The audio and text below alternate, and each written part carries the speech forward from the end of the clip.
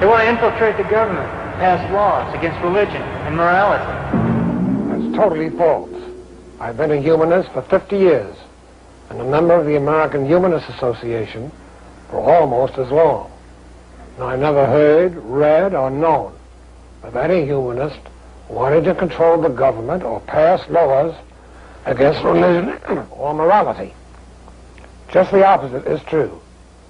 Humanists are staunchly committed to an open and democratic society, inclusive of the rights of all people to worship or not to worship, as they please. As for morality, humanism adheres to the highest ethical ideas and teaches that whether or not an action is good or bad is to be judged by its consequences, both to the individual and society. Naturalistic humanism rejects all belief in the supernatural, including God and immortality, and holds as its supreme commitment the welfare and happiness of all humanity, according to the methods of reason, science, and democracy. We humanists desire only to improve the human condition and to protect our civil liberties and democratic freedoms, not usurp them. And we're equally against the government imposing any laws to control religion or personal morality. That's just not the government's job, as outlined in the Constitution. They want to teach our children to make their own decisions without the guidance of the church or the family. Not only do I have children, but grandchildren as well. Oh, I'm a firm believer in the family, as are almost all humanists. But we believe it's in the best interest of the family and of society in general that the parents' attitudes and opinions not be forced on their children, that the children be encouraged to learn and think for themselves. Come on, Amanda, let's go look at the ducks. Humanists have a great desire to preserve a young person's right to question and to free, unthreatened inquiry into all religious, ethical, political, and philosophical matters. We believe it's against entire societies, as well as a child's best interest, to be intimidated into becoming a rubber stamp version of his parents or church. Well, so much for answers to attacks and accusations. Now let's see how humanists answer those earlier and straightforward questions about humanists and humanism. What is humanism? That's such a basic and important question, and because it may have almost as many answers as there are humanists, we thought hearing from more than one humanist would provide a more comprehensive answer. Humanists believe in the value and dignity of every human being. Humanists believe the best way to live in this complex world is with truthfulness, compassion, love, and respect of other people's rights and feelings. Humanism recognizes that we ourselves establish the moral and ethical principles which guide our everyday life, and that we alone are responsible for our own moral and ethical behavior. Humanists believe that democracy is the best means of running our society. To humanists, science is the best way to explain and understand the physical world we all share. Humanism says that human beings are part of the many life forms on this planet, not independent of them, and that we share a responsibility for all living things and the environment in which they all must live. Humanists also believe that we shape our own destinies, whatever gods there may or may not be. We don't expect a supernatural being to solve our problems or the world's. The simplest definition I can think of is that humanism is freedom of inquiry. Humanists feel free to explore anything, to ask questions, to agree or disagree as their reason convinces them. And by the same token, humanists support the rights of others to have that same freedom of inquiry, the same right to agree or disagree, the same freedom of thought that makes freedom of religion possible. The dictionary definition is humanism, a system or attitude, a thought, religion, or philosophy in which human ideals and the perfection of the human personality are made central, so that the cultural and practical interests are the focus of attention. rather than theology in metaphysics. I still like Dr. Albert Schweitzer's definition. Humanism, in all its simplicity, is the only genuine spirituality. Only ethics and religion, which include within themselves the humanitarian ideal, have true value. Humanism is a precious result of rational meditation upon our existence and that of the world.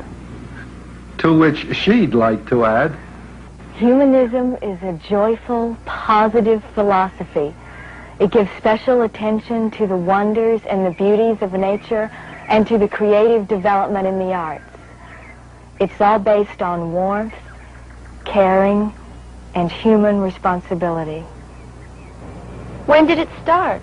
Humanism had its roots in ancient China, in classical Greece and Rome, in Christianity, Buddhism, Judaism, Islam, and in other religious groups in other periods. It grew out of a concept of humane feelings as opposed to violence and brutality, out of the appreciation of the beauty of art and music, and of the need to protect the weak, out of looking for answers to life and death through philosophy and logic, rather than through the supernatural and the metaphysical, a pursuit which produced a list of great men, some of them deified and some of them killed for these same stated concepts and their denial of supernatural cause and effect. In this century, organized humanism in the United States came out of the Unitarian and Universalist churches, the Free Religious Association, and the American Ethical Union. It came to public awareness with the formation of the Humanist Press Association, which published the New Humanist and the first Humanist Manifesto in 1933, one of whose signers was the great American educator and philosopher John Dewey. I'm proud also to have been one of its signers.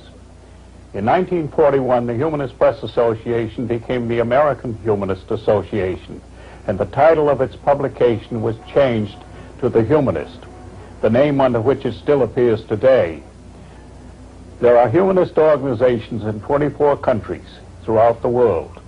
Together they form the International Humanist and Ethical Union, which holds conferences internationally every 4 years and publishes its own quarterly.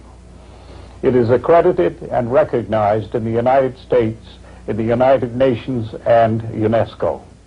It's time to answer the first in a group of questions whose interrelationship is, as we shall see, as important as each individual answer. What's secular humanism? It's from the word secular, meaning worldly or not sacred. Secular humanism is the practice of ethics without the involvement of God or supernaturalism, and calls for the highest standards of ethical and moral behavior with reliance on science and reason, democracy, and love. It includes the principles of ethical philosophy and the love ethic of the Golden Rule. Secular humanists see no need for ritual or mystical dogma to achieve the highest levels of human accomplishment, caring, and fulfillment for this rather brief lifetime we share with our neighbors. And the answer to this earlier question should be interesting to members of all religious denominations. What's religious humanism? While we religious humanists don't believe in a deity or the supernatural, we do believe that religion can be of definite value in human affairs when ethical and moral values are the primary concern of that religion. Religious humanism represents the positive attitude humanists feel towards basic religion and says that all things of concern to human well-being are included within the broad meaning of the term religion. What is Christian humanism? The answer to what it is should come as more of a challenge and a surprise to the religious fundamentalists. Christian humanism, which to be accurate, should be called humanistic Christianity, believes that the primary function of religion should be to make people good in their hearts and actions, even as Jesus taught us. We humanistic Christians are found in traditional churches, which place a very big emphasis on improving the lot of humanity, of feeding the hungry, of housing the homeless, of doing good deeds, and striving for social justice as our version of Christian responsibility.